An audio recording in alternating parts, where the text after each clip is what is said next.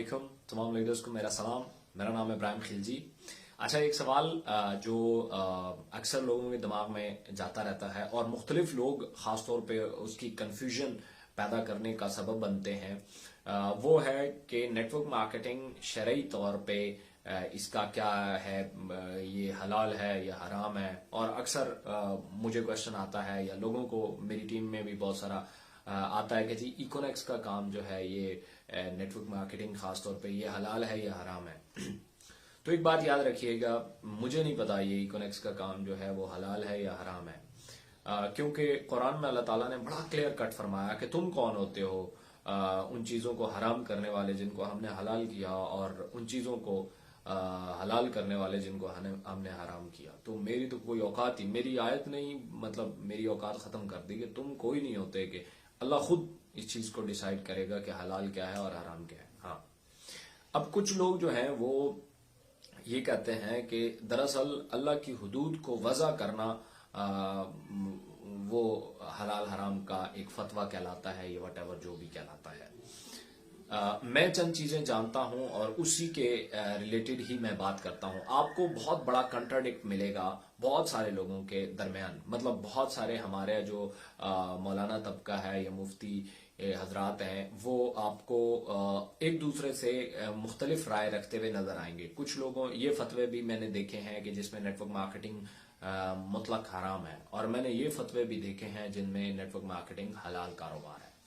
अब आपसे जब भी कोई क्वेश्चन हो नेटवर्क मार्केटिंग के हलाल हराम होने का या जो भी आप काम कर रहे हैं, तो आपने सबसे पहले तो अगर कोई आपसे ये कहता है कि जनाब ये काम जो है ये तो हराम है, फलां बंदे ने कहा हुआ है, तो मेरा उसके लिए सवाल होता है कि दरअसल ये हराम क्यों है। क्योंकि मेरा अपना एक एक्सपीरियंस ऐसा हुआ जिससे मैं पहुंचा कि यार जो फर्ज किया अगर नेटवर्क मार्केटिंग पे हराम का फतवा दे रहा है तो वो बेचारा इस बात से बेखबर है कि नेटवर्क मार्केटिंग होती क्या है, वो बिल्कुल इससे बेखबर है। और जो फर्ज किया इसको हलाल कह रहा है वो भी बेखबर है, उसको भी कोई पता नहीं है बेचारे को, उसने खुद पता नहीं कभी नेटवर्क मार्केटिंग की है या नहीं की। पहले तो समझ लें, फतवा का अरबी में मतलब होता है राय। तो ये कोई अल्लाह माफ करे ऐसी कोई चीज नहीं है कि जिसके ऊपर आप जन्नत या जहन्नम में चले जाएंगे, कि मतलब एक फतवे को आप फॉलो करके जन्नत में चले जाएंगे, एक फतवे को आप फॉलो करके आप जहन्नम में चले जाएंगे। ये कोई जन्नत जहन्नम का टिकट नहीं है। ये जो फतवा है, फतवा एक राय होती है, वो किसी की भी जो कुछ समझ में आया उसके मुताबिक दी जाने वाली राय है। जो कि फतवा कुछ लोगों के साथ वो हो जाता है, वो है मुफ्ती हजरात जिन्होंने मतलब इसके बाकायदा तौर पे ऊंच नीच सारे कोर्स हदूद सारी चीजें मालूम की।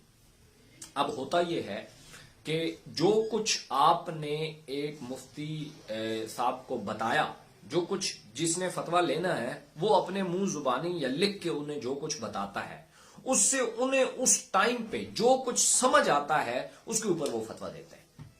अगर उन्हें उस टाइम कुछ ऐसा गड़बड़ समझ आई या जो समझाने वाला है वो सही तरीके से बात समझा ही नहीं पाया, तो वो उसी के मुताबिक फतवा दे देंगे। अगर कोई जो समझाने वाला है उसने अपनी मर्जी के मुताबिक कुछ ऐसी चीजें ऐड कर दी या वो तासुर दे दिया, तो वो उसको हलाल कर देंगे। असल तो वो है ना कि देखें, आप अगर फर्ज किया किसी बंदे से किसी चीज के बारे में राय लेने जाते हैं तो वो उस फील्ड का मास्टर होता है। हाँ, वो लोग बहुत कम मिलते हैं जो नेटवर्क मार्केटिंग जिन्होंने खुद की भी हो और फिर वो मुफ्ती भी हो, अल्लाह की सारी हुदूद जो है वो जानते भी हो, फिर वो फतवा दें तो फिर तो बड़ी मतलब कमाल की बात है। अब मसला ये है कि हर बंदा उस फील्ड से भी नहीं होता, तो मैं इस तरह की कोई बात नहीं, मैं किसी पे तनकीद नहीं कर रहा, मैं चंद चीजें आपके साथ वाज़ेह करना चाह रहा हूं जो मेरे साथ हुआ।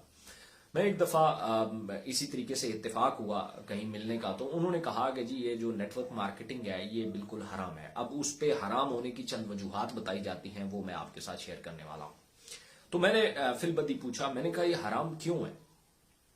मतलब देखे ना, आप फर्ज किया ज्यादातर लोग ये होता है, ज्यादातर लोगों का मसला ये होता है, उनको अगर फर्ज किया किसी ने ये बता दिया कि जी ये हराम है या फतवा दे दिया, तो उसको ना पढ़ने का बेचारे जहमत करते हैं, ना मतलब ये पूछने की जहमत करते हैं कि भाई हराम क्यों है, चलो मुझे तो पढ़ना नहीं आता, लबो लिबाब समझा दो कि हराम क्यों है। उस पर फिर डिफरेंट जो है वो लोग जवाब देते हैं। ज्यादातर को तो पता ही नहीं होता, लेकिन फिर कुछ कहते हैं जो मुझे जवाब मिले। मैंने कहा जी ये हराम क्यों है, तो पहला जवाब ये मिलता है कि जनाब बात ये होती है कि आप ये जो नेटवर्क मार्केटिंग में आप कुछ लोग आते हैं, वो ज्वाइन होते हैं और फिर वो कुछ और लोगों को लेके आते हैं, फिर वो ज्वाइन होते हैं तो ऊपर वालों को कमीशन जाता है, फिर उससे नीचे कुछ लोग आते हैं, वो लोग ज्वाइन होते हैं तो फिर उनको कमीशन जाता है। ये पैसे के ऊपर पैसा बनाया जा रहा है और ये इस्लाम में इसकी इजाजत नहीं है। देखिए, अब जो समझाने वाला, ये इस बात से मुझे कोई इख्तिलाफ नहीं है, ये बिल्कुल ठीक बात है। मैंने शायद नेटवर्क मार्केटिंग के ऊपर जो लेक्चर रिकॉर्ड किए हैं उनमें भी मैंने ये जिक्र किया कि एक तो ये इस्लाम में तो चले मैं इतना को मुफ्ती नहीं हूं ना कोई इतना अलामा हूं, तो लेकिन ये है कि ये बिजनेस वाइज भी गलत है।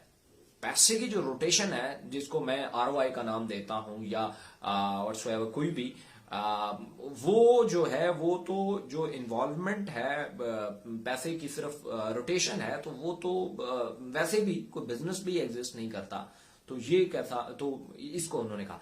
तो मैंने कहा अगर आप इसमें मजीद अगर आप इसको खोलें तो वो ये भी कह देते हैं कि जो बिल्कुल आखिर लाइन में आए ना, उन्होंने सब पैसे नुकसान किए, सब पैसे नुकसान कर दिए।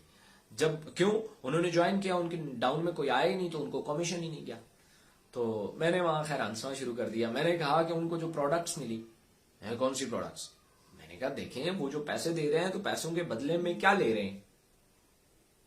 प्रोडक्ट्स ले रहे हैं। उन्होंने कहा कौन सी भाई प्रोडक्ट? मैंने कहा जी इनमें प्रोडक्ट्स होती हैं। तो वो जो मुफ्ती साहब थे, उन्हें पहली दफा पता चला कि जब कोई ज्वाइन करता है तो उसके बदले में उसी को प्रोडक्ट दी जाती है और प्रोडक्ट के बाद वो ज्वाइन होता है, उसके बाद कमीशन मिलते हैं।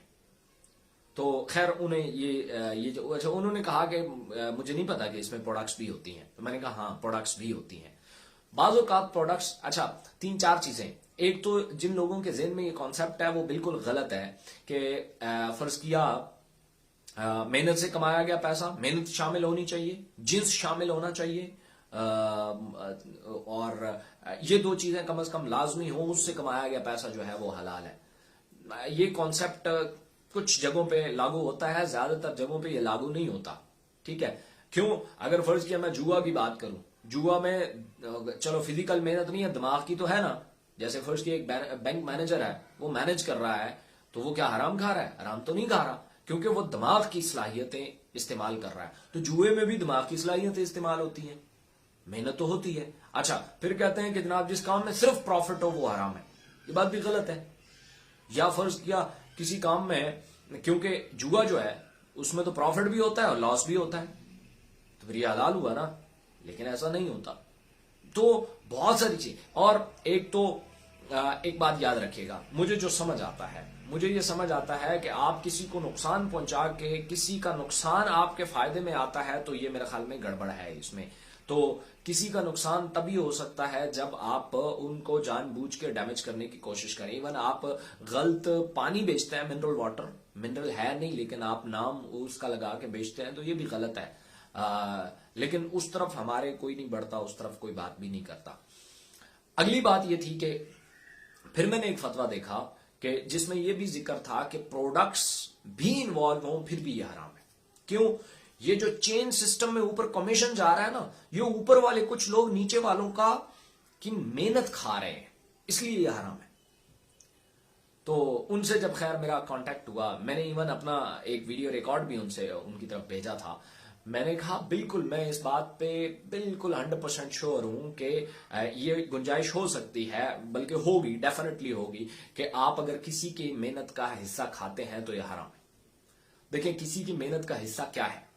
अगर नेटवर्क मार्केटिंग में यह हो कि आपने ज्वाइन किया, आपने अर्निंग की 60,000 रुपया पर मंथ, तो 60,000 में से चूंकि मैंने आपको ज्वाइन कराया, तो मैंने कहा कि 60,000 में से 10,000 मेरी तरफ ढीला करो ना, तो ये आपकी मेहनत का मैं खा रहा हूं, क्योंकि आपकी मेहनत है 60,000 रुपया, उसमें से कुछ हिस्सा मैं ले रहा हूं। लेकिन यहां नेटवर्क मार्केटिंग में ऐसा नहीं होता। मैंने कहा कि उन्होंने, मतलब सवाल कुछ उनकी तरफ से यह था कि ऊपर के कुछ लोग आ जाते हैं नेटवर्क में, ऊपर के, नीचे वाले काम कर रहे होते हैं, ऊपर वाले पैसा खा रहे होते हैं, तो ये हराम है। नीचे वाले की मेहनत का वो खा रहे हैं। नहीं, ऐसा नहीं है भाई। अब गौर से देखो, उनके पैसों में से कुछ नहीं कट रहा, वो जो अपनी मेहनत कर रहे हैं उनका पूरा पूरा सिला उनको मिल रहा है। वो जो ऊपर वालों को मिल रहा है वो कंपनी दे रही है, उनके पैसों में से थोड़ी ना कट रहा है। आप थोड़ा सा अगर डीप जाएं तो आपको समझ आएगा कि भाई अगर फर्ज किया मैंने आपको जॉब पे लगाया, आपको काम पे लगाया, आप उसमें से 1 लाख रुपया कमाते हो, 1 लाख में से मैं कहता हूं भाई मैंने आपको काम पे लगाया, 20,000 रुपया मुझे दो, तो ये आपकी मेहनत का मैं खा रहा हूं। लेकिन आपको मैंने काम पे लगाया और आपको बताया कि आप की यहां जॉब में सैलरी है 60,000 रुपया, 1 लाख रुपया, अब आपको वो पूरी की पूरी मिल रही है। लेकिन आपको मैंने वहां किया, आप वहां काम कर रहे हो, सर्विसेज दे रहे हो, कंपनी ने मुझे ये कहा कि आपकी वजह से आया, इसको हम 60,000 देंगे लेकिन 10,000 आपको भी देंगे। अब वो कंपनी मुझे पे कर रही है, वो बंदा नहीं दे रहा। तो ये कमीशन कॉन्सेप्ट आता है और इसके ऊपर पूरी दुनिया आई थिंक चल रही है और इसमें कोई कबाहत नहीं है। उसकी बेसिक वजह यह है कि अगर हम इस तरह देखें ना कि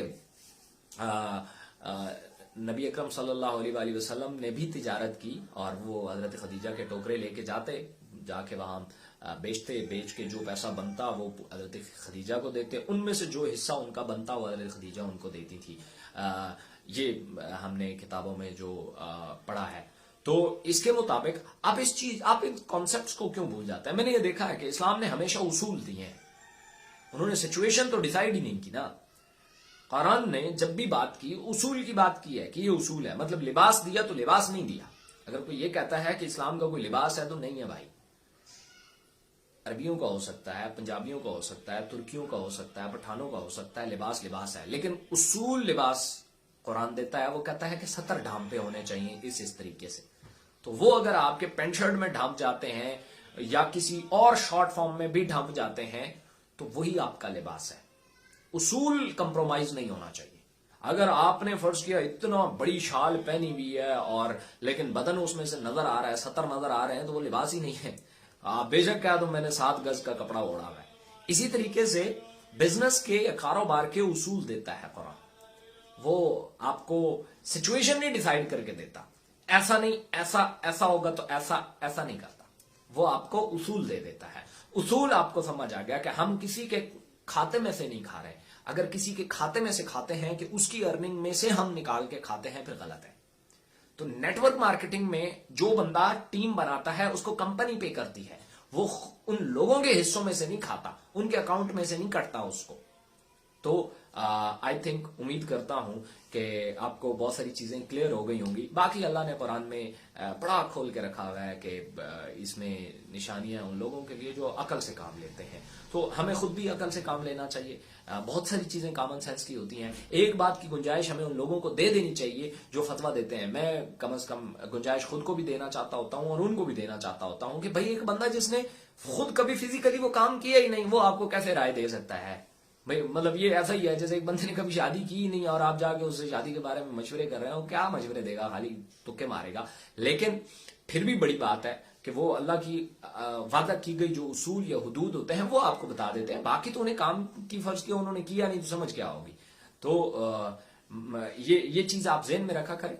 उसके बावजूद अगर किसी को लगता है कि यार कोई गड़बड़ है तो फिर उसको बच के निकलना चाहिए, चूंकि ये दिल की बात होती है। तो दिल की बात जो है वो मेरे ख्याल में आप अगर अल्लाह पे रख देते हैं कि या अल्लाह अगर मैं सही हूं तो मुझे उसमें रोशनी दिखा, और अगर नहीं हूं तो मुझे ऐसे निकाल ले जैसे मक्खन में से बाल, क्योंकि मैं तो जाहिल हूं, मुझे तो नहीं पता कि मैं ठीक कर रहा हूं या गलत कर रहा हूं। तो अल्लाह ताला ऐसी सिचुएशन क्रिएट कर देता है कि आपको वहां से निकाल लेता है, क्योंकि आपकी नीयत ठीक करने की होती है, गलत करने की नहीं होती। तो आप गलत कर ही नहीं सकते। सो वीडियो अच्छी लगे लाइक कीजिएगा, दोस्तों के साथ भी शेयर कीजिएगा, ताकि किसी को अगर इस वजह से अपने माली हालात का मतलब इन चंद चीजों की वजह से अपने माली हालात का बोझ जो है वो नहीं उठा पा रहा, तो मेरे और आपकी वजह से अल्लाह ताला उसकी मदद फरमा दें। और इससे बड़ी खुशी की बात क्या होगी। Thank you so much.